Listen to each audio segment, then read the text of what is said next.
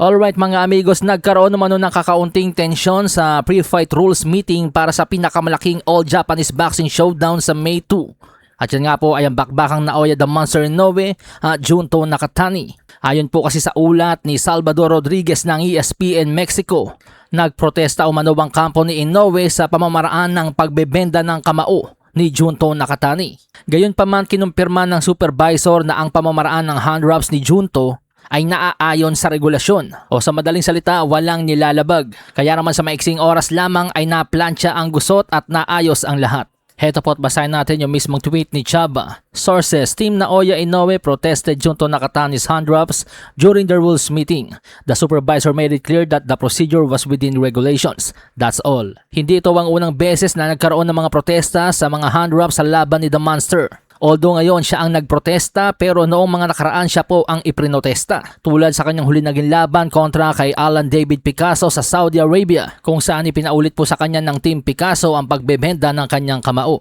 Nagkakaroon ng mga hindi pagkakaunawaan sa ganitong issue hindi dahil sa palagi may nagtatangkang mangdaya sa laban, kundi dahil minsan nagkakaiba-iba po ang mga batas sa iba't ibang lugar. Katulad na naman po ng nangyari sa laban ni Inoue kay Picasso sa Saudi Arabia. Ang pamamaraan po ng pagbebenta ng kamao ni The Monster ay pinapayagan po sa Japan at sa Las Vegas.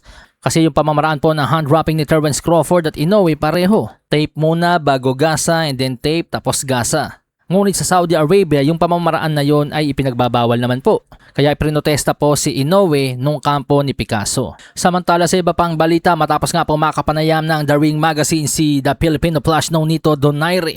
Sinabi nito na sa edad 43 wala pa siyang planong magretiro kahit pa natalo ito sa kanyang mga huling laban. Sabi po ni Donaire hanggat kaya daw po ng kanyang katawan dahil mahal niya ang larong boxing hindi pa niya masabi kung kailan siya titigil.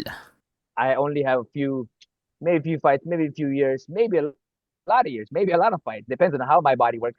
But I want to spend every moment that I can and focusing in boxing because I love this. This is what I love doing. I love being inside the ring. I love getting to the top and fight the best. So I want to continue to focus on whatever left I have, in boxing, to focus in boxing, to focus in fighting. Sa katunayan po mga amigo, sa panayam naman po ng Branch Boxing kay The Filipino Flash, sinabi nito na isinasapinali na ang kanyang laban kontra Jason Maloney. At ang nasabing laban ay posibleng maging undercard sa paparating na laban ni na Michael Sarapa at Chris Eubank Jr.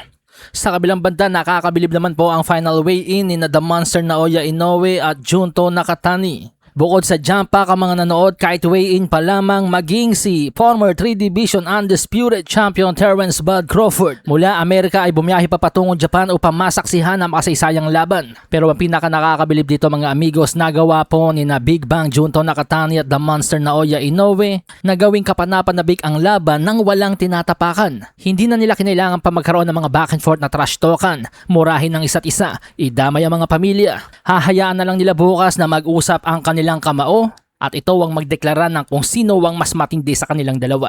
Malasahin ang baraha, patunayan mo sa akin ha. Sino man ang mabunot na kalaban, di ka tatakbo ha. Sa bayan ko sa bayan, papalag ako para